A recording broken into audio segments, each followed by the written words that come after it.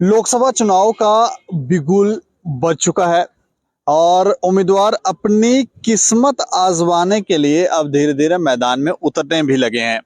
भाजपा की तरफ से जिन उम्मीदवारों को उतारा गया उनके नाम आप जानते ही हैं। जम्मू रियासी की जो सीट है, लोकसभा सीट है, उसके लिए जुगल किशोर जी को उतारा गया है और उधमपुर कठुआ के लिए उन्होंने डॉक्टर जतेंद्र सिंह जी को उतारा है। और ऐसे ही बाकी पार्टियां भी अब धीरे धीरे वो भी अपने कैंडिडेटों के नाम अनाउंस करने वाले हैं। एक हमारे साथ जम्मू रियासी लोकसभा सीट के उम्मीदवार हमारे साथ बैठे हुए हैं, कैंडिडेट बैठे हैं। इनका नाम हम आपको बता दें, राजकुमार नाम है इनका। ये आरटीआई और सोशल एक्टिविस्ट हैं और कई बार हम इनसे चर्चा करते भी रहते हैं। कई बार इन्होंने जानकारियां दी, ये जेल भी रह कर आए हैं। करप्शन के खिलाफ बोलते हैं तो कई बार उसका खमियाजा भी भुगतना पड़ता है, क्योंकि कई पावरफुल लोग हैं जो नहीं चाहते कि इस तरह के लोग जो हैं वो मार्केट में सक्रिय रहें और लोगों की बात करें, जनहित में बात करें। अगर तो कोई पावरफुल आदमी है तो उसके सामने तो वो लोग, उनका बस चलेगा नहीं। लेकिन अगर कोई व्यक्ति आम आदमी है और वो अपने पैसे से सरवाइव करके कुछ आवाज उठा रहा है, तो फिर उसका जीना कैसे हराम करना ये लोग जानते हैं। और पिछले कई वर्षों से ये सब जम्मू और कश्मीर में चलता आ रहा है। लेकिन इस बार लोगों को उम्मीद थी कि जब लोकसभा चुनाव का बिगुल बजेगा तो भाजपा की तरफ से जो उम्मीदवार होंगे वो ऐसे होंगे जिससे लोग भी चाहेंगे कि हाँ, हम इनको वोट दें। लेकिन जिस तरह का निर्णय लिया गया उसके बाद से लोगों की जो प्रतिक्रिया है, लोग ऐसे चुप गुम हो गए हैं। उनको समझ नहीं आ रहा कि अब किया क्या जाए, क्योंकि प्रधानमंत्री से सीधा तो लड़ नहीं सकते हैं। लेकिन इनसे बात करेंगे, इनसे जानने की कोशिश करेंगे कि ये क्यों और किस लिए लोकसभा सीट के लिए कंटेस्ट करने वाले हैं। अच्छा राजकुमार जी, आपका बहुत बहुत स्वागत है। दीपक जी नमस्कार, और आपको मेरी तरफ से और जम्मू की तरफ से नमस्कार और जय जम्मू जय भारत। अच्छा, मैं जानना चाह रहा हूँ कि आप जम्मू और रियासी की सीट, लोकसभा सीट से कंटेस्ट करने वाले हैं जी। तो तैयारियां पहले से थी कि अभी मन बना है? नहीं दीपक जी, मैं 2014 में भी जम्मू पुंछ लोकसभा से कंटेस्टेड हूँ। उसके बाद मैंने असेंबली 2015 में रैपरदाना मर्दवाना से भी कंटेस्ट किया है। मेरे लिए ये जम्मू रियासी जो लोकसभा का कंटेस्ट है ये नया नहीं है। मैं पहले से तैयारी था और मेरा जो इंटरनल लेवल का जो रिलेशन है वो बहुत ही मजबूत रहा है। बट मैं ज़्यादातर फील्ड में ज़्यादा होता हूँ और मीडिया में थोड़ा कम रहता हूँ मैं। लेकिन जो मेरा इशू होता है वो होता है करप्शन के खिलाफ। आपकी जानकारी के लिए मैंने पहले भी बताया, मेरी जेब में आज भी 20,000 करोड़ के स्कैम गवर्नमेंट के मेरी जेब में पड़े हैं। लेकिन सवाल है कि मैं किसके आगे लेके जाऊं। अच्छा, तो मेरा इरादा जो है वो जम्मू की सेवा करना है, जम्मू के लोगों की हिफाजत करना है और जो जम्मू की आवाज दिल्ली तक पहुंचाए, मेरा मकसद वो है। अच्छा, मैं थोड़ा शुरुआत से आपसे जानकारी चाहेंगे कि आपका इस प्रोफेशन में किस तरह का बैकग्राउंड है, क्या विचार है, कहाँ से आपने ये शुरुआत की राजनीति की, क्या ये सब सारी चीज? दीपक जी, मैं एक बहुत ही गरीब फैमिली से निकला हूँ। घर से मेरे पिताजी लेबर थे, लेबर का काम करते थे। तो मैं स्कूल जाने से पहले उनके साथ हाथ बटा के, मतलब कि जहाँ पे वो काम करते थे मैं भी उनके साथ काम करके, तो फिर मैं स्कूल की पढ़ाई के लिए जाता था। और स्कूल से छुट्टी करके मैं घर नहीं जाता था, बल्कि फिर उसी पॉइंट पे चला जाता था जहाँ पे वो काम करते थे। उसके बाद मेरा जो ये राजनीतिक मोटिव बना, जब मैं 2002 में जम्मू यूनिवर्सिटी के खिलाफ मैंने पहला केस किया। मैं 4th क्लास का एम्प्लॉय भी रहा हूँ।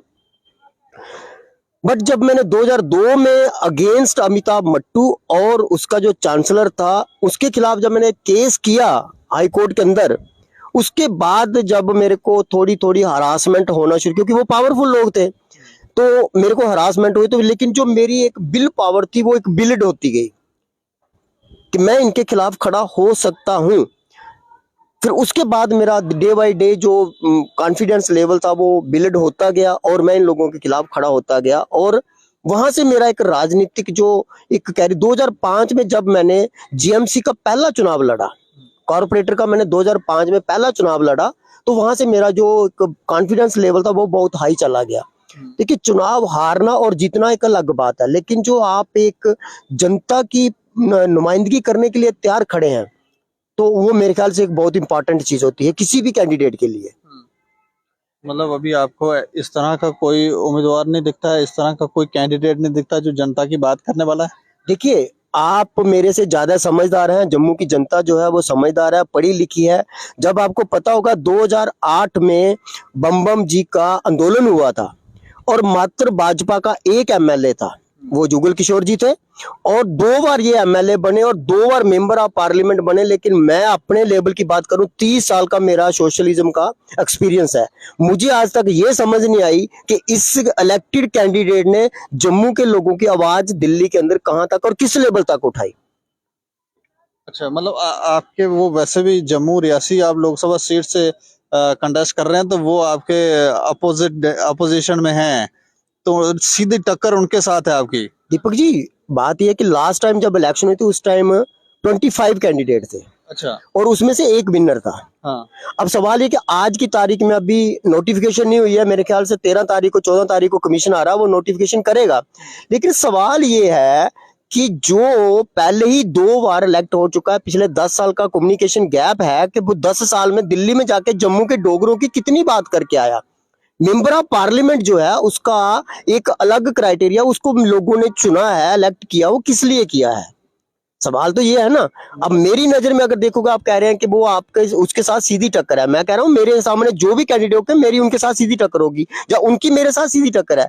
क्योंकि जब आपकी पार्लियामेंट भंग हो जाएगी फिर इनकी वैल्यू, जैसे आज पंचों सरपंचों की, जेएमसी कॉर्पोरेटरों की, वही वैल्यू इनकी भी हो जाएगी। सवाल ये कि जब आप दोबारा नए चुनाव में आते हैं तो दोबारा जब आप इलेक्टेड होंगे उसके बाद आपकी पावर कहां जाके रुकती है, वो चीज है। बट मुझे लगता है कि अब की बार भाजपा बहुत बड़ी गलती कर गई। क्या? जैसे कि अभी जो 2 कैंडिडेट आए हैं, मेरी नजर में तो जनता का जो रुख है, मैं परसों से देख भी रहा हूँ, 50 से 60% जो लोग हैं वो आज भी डिसाइड कर चुके हैं कि भाजपा ने बहुत बड़ी गलती कर ली। मानते हैं लोग कि ये नहीं होना चाहिए था। देखिए, आप मीडिया में हैं, मैं सोशल मीडिया से जुड़ा हूँ, लोगों की ग्राउंड से जुड़ा हुआ हूँ, 30 साल से समाज के अंदर लोगों से मिलता हूँ, रोज के 50 लोगों से मिलता हूँ मैं। लेकिन सवाल ये है कि सबके व्यूज आ रहे हैं, ओपनली कोई नहीं बोलना चाहता है, लेकिन हम तो पब्लिक रिप्रेजेंटेटिव है, हम तो बात कर सकते हैं। लेकिन जो लोगों के व्यूज आ रहे हैं 50 to 60% आज की तारीख में विद इन 3 डे लोगों का व्यूज आ गया है कि भाजपा ने गलती कर ली। तो अभी गलती क्या, अभी तो समय है, और जब तक नॉमिनेशन फाइल करेंगे तब तक तो समय है ना। दीपक जी, समय तो पिछले 5 साल से था। हाँ। अब सवाल ये है कि आपको लगता है, मुझे तो नहीं लगता है कि भाजपा ने एक बार कैंडिडेट अनाउंस कर दिया वो कैंडिडेट को बदलेगी, क्योंकि भाजपा के पास पहले ही कोई विकल्प नहीं है। भाजपा के पास कैंडिडेट का पहले ही कोई विकल्प नहीं है। विकल्प नहीं है कि जो उम्मीदवार हैं उन्होंने छोड़ा नहीं है विकल्प। नहीं, मैं वही तो कह रहा हूँ ना, वो तो 10 साल से पार्टी से जुड़े हुए, दिल्ली में बैठे हुए, उनकी जो अपनी रेपुटेशन है, जो हाईकमांड के साथ उनका जो टाई अप है, आप उसको कैसे ब्रेक करोगे? फ्रेशर कैसे जाके ब्रेक करेगा? सवाल तो ये है ना। अगर भाजपा के पास या हार्ड कोर कमेटी के पास इतना बड़ा विकल्प होता तो वो फिर क्यों ऐसा करता? तो विकल्प नहीं है। विकल्प नहीं है, इसलिए आपको लगता है कि इस बार आपकी जीतने के चांसेस बढ़ रहे हैं? नहीं, चांस मैं कह रहा हूं, मैं एक कंटेस्टेड कैंडिडेट हूं। अभी ये कोई भी अनाउंसमेंट नहीं है कि मैं विनर हो गया हूं। सवाल ये है कि जनता जनार्दन है। हाँ। जनता का रुख क्या, मैंने आपको पहले बताया कि मैं एक लेबर तबके से उठा हूं, जमीन के साथ जुड़ा हुआ हूं। 20,000 करोड़ के स्कैम मेरी जेब में पड़े हुए हैं, जिसमें से एक पॉपुलर था जिसके ऊपर ये चलते आए हैं, वो था माता वैष्णो देवी का। राम लल्ला को लाने वाला, वैष्णो देवी को खाने वाला। कहां तक आप लेके जाओगे? जिसने राम लल्ला को लाया वही वैष्णो देवी को खाने वाला। कौन किसके बारे में बोल रहे हैं? मैं वही तो बात कर रहा हूं, राम लल्ला को किसने लाया, आप बताएं मुझे। भाजपा ने लाया, तो भाजपा से पूछो। 10 साल से जो है माता वैष्णो देवी की कंप्लेंट जो है वो 10 साल से चीफ सेक्रेटरी ने दबाई हुई है, तो वो क्यों दबाई हुई है? जो दबाई हुई है, आज भी मैं आपको रिकॉर्ड देता हूँ ना, मैं रिकॉर्ड देता हूँ कि 10 साल से कम्युनिकेशन प्राइम मिनिस्टर ऑफिस से आई है, चीफ सेक्रेटरी ने आज तक दबाई हुई है। तो बात तो यही हो गई, जो रामलल्ला की माता है उसके साथ भेदभाव है, रामलल्ला को आपने उसमें बिठा दिया। तो इनका एजेंडा जो है भाजपा का या बाकी अदर पार्टियों का, मैं अभी किसी के खिलाफ नहीं जा रहा हूं, लेकिन जो भाजपा और बड़ी पार्टियों का एजेंडा है वो आज तक जम्मू के खिलाफ रहा है। पहले 70 साल हमको कश्मीरियों ने लूटा, अब 2019 से 370 टूटी है तो अब दिल्ली वाले लूट रहे हैं। जम्मू के युवा जो है उनका कैरियर कहाँ पे है? आपका जो रूलिंग गवर्नमेंट ने कहा था कि 2 करोड़ आप हर साल रोजगार देंगे, मुझे बता दीजिए, आप 2 करोड़ की बात कर रहे हैं, मुझे 2,000 बता दीजिए आप। जम्मू के अंदर जो डोगरा सर्टिफिकेट था उसके लिए आज तक कभी बिल नहीं पास किया गया पार्लियामेंट के अंदर। तो 10 साल के अंदर जो मेंबर ऑफ पार्लियामेंट, सबसे पहली बात है कि मेंबर ऑफ पार्लियामेंट का जॉब प्रोफाइल क्या है? उसका काम ये नहीं है कि आप नालियां बनाओ, उसका काम ये नहीं है आप टाइलें लगाओ, उसका काम ये नहीं कि आप सड़कें बनाओ। आप मेंबर ऑफ पार्लियामेंट है, पहले आप अपना जॉब प्रोफाइल डिक्लेयर कीजिए कि आपको जनता ने दिल्ली भेजा हुआ है। दिल्ली एक हाउस है, पार्लियामेंट एक हाउस है, ना कि आपकी असेंबली हाउस है, ना कि आपका जीएमसी का कॉर्पोरेशन हाउस है। आप मेंबर ऑफ पार्लियामेंट है, पहले आप अपने जॉब प्रोफाइल पे आइए कि आपका जॉब प्रोफाइल आपको क्या अलाउड कर रहा है। थोड़ा विस्तार से बता भी दें ताकि लोगों को भी जानकारी हो कि बेसिकली मेंबर ऑफ पार्लियामेंट का जॉब प्रोफाइल होता क्या है। देखिए दीपक जी, हिंदुस्तान के आज हम जम्मू कश्मीर के आर्टिकल 370 से बाहर हैं। हिंदुस्तान के अंदर एक ही पार्लियामेंट है और हिंदुस्तान के अंदर अभी जो है वो 3 बिल आए हैं। 3 बिल आए हैं जो कानून के तहत आते हैं, जिसको हम सीआरपीसी, आईपीसी और सीपीसी कहते हैं। सीआरपीसी जो है वो क्रिमिनल लॉ को देखती है, आईपीसी जो है वो एक कॉग्निजेबल ऑफेंस का कानून है, जिसके तहत आपको जो अपराध करते हैं उसके तहत लगती है। सीपीसी जो है वो हाई कोर्ट की प्रोसीडिंग को कवर करती है, सीआरपीसी जो है वो ट्रायल कोर्ट को कवर करती है। मेंबर ऑफ पार्लियामेंट का जो फर्स्ट और प्रायोरिटी का जो जॉब प्रोफाइल है वो है उसका कानून बनाना। मेंबर ऑफ पार्लियामेंट का काम है कानून बनाना। उसके लिए 2 हाउस होते हैं, एक होता है राज्यसभा, एक होता है Lok Sabha. Lok Sabha elected by the people and Rajya Sabha elected by the government members, जिसमें हम एमएलसी ले लीजिए, एमएलए ले लीजिए। अब सवाल ये कि पिछले 10 सालों में जहां तक मैंने देखा है कि आज तक मैंने जो हमारे दोनों ही member of parliament elected by the people और twice time, not single time, twice time मैंने देखा कि इन्होंने आज तक जम्मू के लिए एक भी बिल पार्लियामेंट में पेश नहीं किया, चाहे वो पास हुआ या नहीं हुआ, that is a different issue. But एक भी बिल जम्मू के हित के, जम्मू के युवाओं के बारे में एक भी बिल जो है वो पार्लियामेंट में इन्होंने रखा नहीं है। पास होना तो बाद की बात है, लेकिन बिल रखा भी नहीं है इन्होंने आज तक। तो अब तीसरी बार जनता इनको क्यों चांस दे। लोग तो प्रधानमंत्री को चाहते हैं कि वो कुर्सी पे आए। देखिए प्रधानमंत्री, मैं पूछ रहा हूँ आपसे, पूछता आपके माध्यम से जनता से पूछता हूँ, पिछले 5 साल में प्रधानमंत्री ने जम्मू के अंदर कितने टूर किए। अभी मैं पिछले दिनों देखा वो एम्स में जाकर उद्घाटन कर रहे थे। भाई एम्स तो आपने श्रीनगर में दिया, हमने लाठियां खाई, डंडे खाए, तभी पुल के ऊपर 2-2 महीने बैठे, तो हमने एम्स आपसे छीन के लिया। तो आज आप उद्घाटन करने जा रहे हैं तो आप कह रहे हैं कि भाजपा ने दिया। भाजपा ने तो श्रीनगर में दे दिया एम्स, हमने तो डंडे खाए, यहाँ पे लाठियां खाई, हमारे लोग जख्मी हुए, तो अब हमको जाके एम्स मिला। तो सवाल ये है कि भाजपा जो है पिछले प्रोजेक्ट हैं उसी को आगे कवर कर रही है, अपना कोई प्रोजेक्ट है। हाँ, एक चीज जरूर हमारे मेंबर ऑफ, माननीय महोदय मेंबर ऑफ पार्लियामेंट जी ने पार्लियामेंट में बोली कि जम्मू के अंदर मेट्रो जो है वो चल रही है। मैंने कहा वो अकेले बैठ जाएंगे, हमें भी झूठा दे दो मेट्रो का। मेट्रो चल कहाँ रही है जम्मू के अंदर, वो उन्होंने एक पार्लियामेंट में एक अपना व्यूज अराइज किया था, मेरे ख्याल से वो किशोर जी ने। मैं मेंबर ऑफ पार्लियामेंट की बात करूं, जम्मू का मेंबर ऑफ पार्लियामेंट सबको पता है कौन है। तो बात ये होती है कि वो जो हवा में बातें करते हैं वो अब हवा निकल चुकी है। जम्मू की जनता जो है वो बिल्कुल खिलाफ है, और स्पेशली जो कैंडिडेट नए आए हैं वो खिलाफ हैं। और बात करूं कि ये भाजपा को महंगा पड़ेगा जो 2 उम्मीदवार लेकर आए हैं। देखिए मेरे जो अपने पर्सनल 3 साल का एक्सपीरियंस है, एज फैक्टर की बात करूं वो अलग बात है, लेकिन जितना मेरे को जुडिशरी का एक्सपीरियंस है, जितना मुझे फील्ड का एक्सपीरियंस है, जितना मेरा अपना एक्सपीरियंस कहता है, जो आज की तारीख में मैं जुड़ा हुआ हूं। लेकिन सवाल ये है कि मुझे नहीं लगता कि भाजपा ने ये बहुत ही अच्छा फैसला लिया है। आने वाले टाइम पे इसका बहुत ज्यादा है। अगर ईवीएम के साथ या वीवीपैट के साथ कोई ऐसी चीज हरानी होती है तो आज भी जनता 3 दिन के अंदर ही जनता 50 से 60% जो है वो ये कह रही है कि भाजपा की बहुत बड़ी गलती होगी, अब तो एनफ हो गया, हद हो गई, हद की बाहर के बाहर जो आता है, अब हद हो गई। तो अब उनका जो अपना 10% का बैंक बोर्ड है, मैं तो उसको हिला नहीं सकता हूँ। हर पार्टी का एक 10% अपना बैंक बोर्ड है, वो आपके खाते में पड़ा हो। जो कट्टर हैं वो कहीं नहीं जाएंगे, उनके लिए जो मर्जी आप खड़ा कर दो। मान लो अगर आप जीत कर आते हैं तो क्या करेंगे आप। देखिए मैं एक पब्लिक रिप्रेजेंटेटिव के तौर पे जाऊंगा। सबसे पहली बात तो कि जम्मू के युवाओं का जो कैरियर है, कम से कम उसको तो मैं एक सेटिस्फेक्शन जरूर करूंगा कि आपके लिए, हित के लिए जो डोगरा सर्टिफिकेट है वो लाया जाएगा।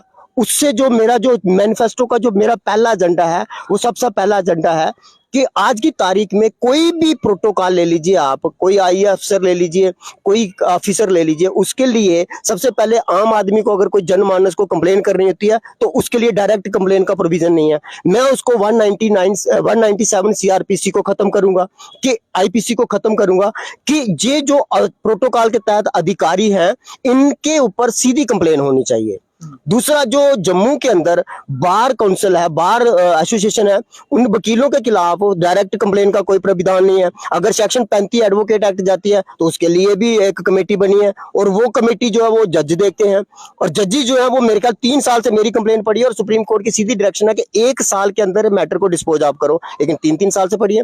मेरे मैनिफेस्टो के अंदर ये 2 चीजें प्रायोरिटी पे होंगी। तीसरा जो है, जम्मू के जो युवा हैं उनके लिए जो डोगरा प्रमाण पत्र है 370 टूटने के बाद उसको इन्होंने खत्म किया, उसके लिए प्रायोरिटी में होगी। और जम्मू का जो युवा है उसकी पहचान जो होगी वो अपने डोगरा सर्टिफिकेट से होगी, तो वही मेरे लिए सबसे बड़ी बात होगी कि डोगरा का प्रमाण पत्र जो है वो ऑन प्रायोरिटी होगा।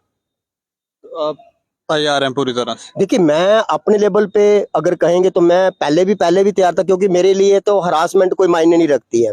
मैं पहले भी 2 बार इन्होंने मुझे जबरदस्ती फाल्स एफआईआर के अंदर जेल में रखा, बाद में छोड़ना पड़ा, और ऐसे मामले में जेल में रखा जो देश के राज्य के अंदर कानून ही नहीं है, बिना कानून के, और अगर है भी है तो वो जमानती है, फिर भी उसके बावजूद और डायरेक्ट सेंटर जेल में रखा 14 महीने। आज जजों की बोलती बंद हो गई है, आज वकीलों की बोलती बंद हो गई है, पुलिस को जवाब देना मुश्किल हो गया कि बंदा 14 महीने जेल में रखा, कानून क्या था? मतलब ये है कि कहने का मतलब कि आदमी मरा बुलेट से, लेकिन बंदूक है ही नहीं है। अब बुलेट चली कैसे? गुरगेल के साथ तो गोली नहीं चलाई आप लोगों ने, कैसे चलाया? मतलब ये चीजें हैं कि मैं, ये मजाक की बात नहीं, मैं कह रहा हूँ ये कानून के दायरे में होना चाहिए कि जो आदमी डिफाल्टर है, जैसे कोई ऑफिसर है, उसके खिलाफ डायरेक्ट कंप्लेन होनी चाहिए। हमें पहले परमिशन लेनी पड़ती है, गवर्नमेंट परमिशन देती थी। मैंने 197 आईपीसी सीआरपीसी की कई बार गवर्नमेंट को परमिशन मांगी है, आज तक नहीं मिली मुझे, क्योंकि सरकार जो है वो सरकार के मुलाजिम को बचाना चाहती है। तो और करप्शन का जो हब है वो सरकार है, सिविलियन क्या करप्शन करेगा? सिविलियन करप्शन कहां करेगा? मुझे बता दीजिए, सिविलियन के पास क्या अधिकार है? क्या कोई साइनिंग अथॉरिटी है सिविलियन? वो किस हद तक करप्शन करेगा? ज्यादा ज्यादा का कुलचा खाएगा तो वो बेचारा क्या करेगा? नमक तेज कर लेगा। आज की तारीख में मैंने एक केस पकड़ा हुआ है, 100 करोड़ का स्कैम हो गया, और एक जूनियर असिस्टेंट है, और पूरी सरकार को उसने कैप्चर कर रखा है। सवाल ये है कि मेंबर ऑफ पार्लियामेंट, जब जो असेंबली मेंबर हैं, उनको ये कानून के दायरे में आके सोचना पड़ेगा कि आपका जॉब प्रोफाइल क्या है, जनता ने आपको चुना क्यों है। मेंबर ऑफ पार्लियामेंट का काम नालियां बनाना नहीं है, वो काम लोअर लेवल का है, पंच सरपंच है, बीडीसी है, डीडीसी है, कॉर्पोरेटर है, वो उनका काम है, आपका काम नहीं है। आप नालियों के या शोरूमों के फीते काटने के लिए चले जाओ, काटिए, पर जवाब है कि जनता ने आपको उस चीज के लिए चुना हुआ है जो समाज के कॉमन काज के लिए होगा। आप शोरूम का उद्घाटन करने जा रहे हैं, वो एक पर्सनल इशू है। जो आप कॉमन इशू के लिए है, आपने पार्लियामेंट के अंदर 10 साल के अंदर या 5 साल के अंदर कितने बिल लाए? जम्मू का एक बिल बता दीजिए जो आपने लाया। एक बार आपने बोला जम्मू में मेट्रो चल रही है, वो हवा में है। अभी आप किस पार्टी की तरफ से लड़ने वाले हैं? दीपक जी, मेरे पास अभी 2 से 3 पार्टियों के मैंडेट जो है वो लिस्ट में है, लेकिन मैं उस पार्टी के साथ कभी भी नहीं जाऊंगा जो जम्मू के खिलाफ होगी, जो जम्मू की वायलेशन करेगी, या जम्मू के हक हकूक की लड़ाई को इग्नोर करेगी। मैं उस पार्टी में कभी नहीं जाऊंगा, और ना मेरी कोई मंशा है, चाहे मैं इंडिपेंडेंट लड़ लूं। मेरा अपना मंच है, जम्मू अधिकार मंच, मैं उस पर भी लड़ूंगा, जो 25 सालों से लड़ रहा हूं मैं। लेकिन जो भी पार्टी, मैंने आपको पहले बताया कि कश्मीरियत के खिलाफ मैं 2002 से लड़ रहा हूं मैं, और वहीं से मैंने राजनीति सीखी जब जम्मू के साथ डिस्क्रिमिनेशन हुई। और आज भी आपको मैं 10 केस देता हूं जो जम्मू की सरकार के अंदर बैठे मुलाजिम हैं उनके साथ भी डिस्क्रिमिनेशन हो रही है। 10 केस है मेरे पास ऐसे, सरकार के ग्रुप के। कश्मीर का फंड जो है वो इशू हो जाता है, और जम्मू का जो कुछ सरकारी मुलाजिम है उनका फंड वहीं का वहीं रुका हुआ है। तो मैं ऐसी किसी भी पार्टी के साथ नहीं जाऊंगा जो जम्मू को इग्नोर करेगी। मेरे लिए डोगरा और जम्मू जो है वो फ्रंट पे होगा, और मैं जम्मू की आवाज बन के दिल्ली में जाऊंगा, जम्मू की आवाज बन के ही सड़कों पे उतरूंगा। मेरा जो प्राथमिक मुद्दा है वो जम्मू है। जम्मू के साथ भेदभाव मैं कभी बर्दाश्त ना करता था, ना करूंगा, और ना ही होने दूंगा। चलिए, शुक्रिया हमसे बातचीत करने के लिए। धन्यवाद बहुत बहुत। तो ये थे राजकुमार जी, जो आरटीआई और सोशल एक्टिविस्ट हैं, और इस समय जम्मू रियासी लोकसभा सीट से ये कंटेस्ट करने वाले हैं। और कुछ प्रश्न भी इन्होंने, गंभीर प्रश्न जो है वो उठाए हैं कि कैसे भ्रष्टाचार हो रहा है, इन्होंने आवाज उठाई तो उनके साथ क्या हो रहा है। और कुछ तो भाजपा पार्टी की तरफ से जो फैसला लिया गया है उसके ऊपर भी इन्होंने कहा कि 2-3 दिन के अंदर ही इस तरह की प्रतिक्रिया है कि 50 से 60% लोग जो हैं वो खिलाफ हैं उस फैसले से। हमें लगता है कि पिछले 5-7 साल से तो सरकार काम कर रही है, और एजेंसियां भी काम कर रही थी कि किस तरह से कौन बेहतर इंसान है जम्मू के अंदर, उसको पद दिया जाए, उसको सीट दी जाए, लेकिन ऐसा देखने को मिला नहीं। और जब फैसला लिया गया तो उसके बाद लोग जरूर परेशान है और सर पकड़ के बैठे हैं कि अब क्या किया जाए, क्योंकि रास्ता कोई दिख नहीं रहा है। इस पर आप भी अपनी राय रखें और देखते रहें दैनिक सवेरा समाचार। मुझे और मेरे सहयोगी राजीव गुप्ता को दें इजाजत। नमस्कार।